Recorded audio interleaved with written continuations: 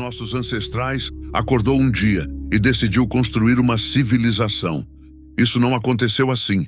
O que aconteceu foi mais lento, mais sujo e muito mais violento do que qualquer escola já te contou. Havia um momento, há cerca de 12 mil anos, em que a Terra tinha menos de 10 milhões de seres humanos espalhados por todos os continentes. 10 milhões.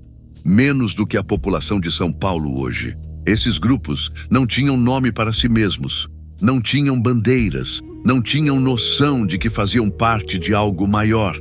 Cada bando era o mundo inteiro para quem estava dentro dele. A mobilidade era a única garantia de sobrevivência. Quando a caça diminuía, o grupo se movia. Quando outro bando chegava perto demais, o grupo se movia. Quando alguém tentava mandar com força demais, quem discordava podia simplesmente sair.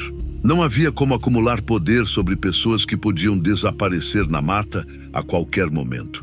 O líder que existia era o mais habilidoso, o mais experiente, o que conseguia convencer. Não havia trono, havia respeito temporário. O Oriente Médio, no fim da última era glacial, era um lugar diferente do que imaginamos.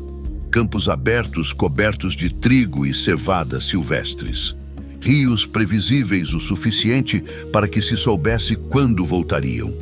Gazelas em manadas tão densas que bastava esperar no caminho certo. Alguns grupos começaram a notar um padrão. Certas plantas cresciam no mesmo lugar todo ano.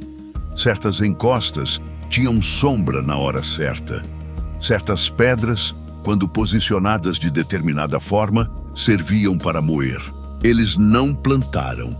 Ainda não, mas pararam de andar tanto. Construíram estruturas de pedra circular, enterraram seus mortos no mesmo chão onde dormiam e começaram a guardar grãos em buracos escavados. Guardar grãos muda tudo, porque grão guardado é grão que pode ser roubado, e grão que pode ser roubado precisa ser defendido.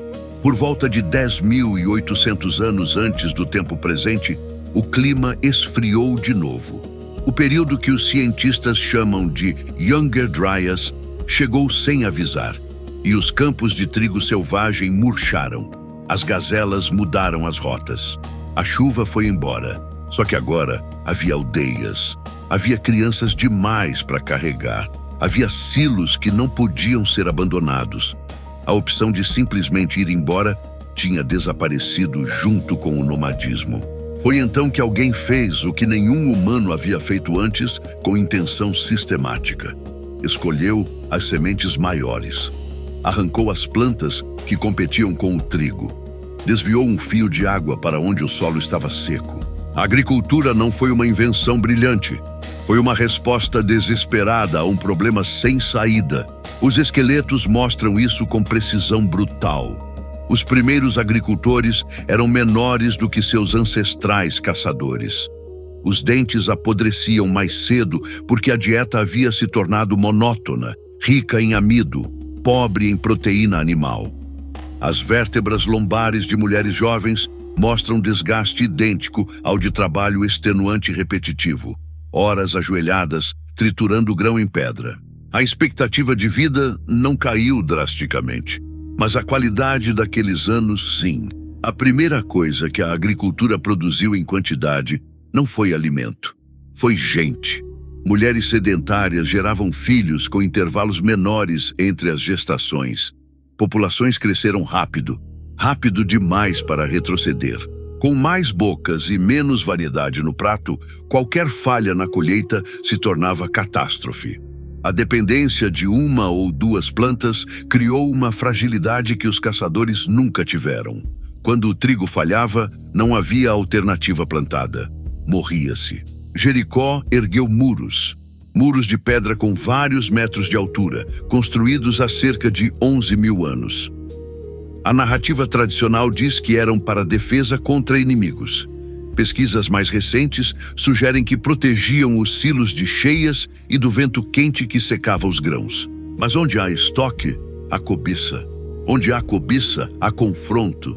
E onde há confronto repetido, alguém precisa organizar a defesa. A Mesopotâmia não surgiu porque os humanos ali eram mais inteligentes. Surgiu porque o Tigre e o Eufrates eram rios impossíveis. Eles inundavam sem aviso. Mudavam de curso ao longo de décadas, deixavam planícies inteiras férteis por um período e desertas no seguinte. Aproveitar essa água exigia canais longos, diques constantes e trabalho que uma família sozinha não podia fazer. Então grupos se juntaram. E grupos maiores precisam de alguém que decida, que distribua, que registre. A escrita surgiu em Uruk, no sul da Mesopotâmia, há cerca de 5.800 anos. Não para contar histórias, não para registrar guerras ou glorificar reis. Para anotar quanto grão entrou no silo, quem trabalhou quantas horas e quanto cada um recebia de volta. Os primeiros textos da humanidade são recibos. Milhares de tigelas de cerâmica idênticas foram encontradas nas ruínas de Uruk. Cada uma representava uma porção de comida. O trabalhador entregava seu trabalho e recebia uma tigela.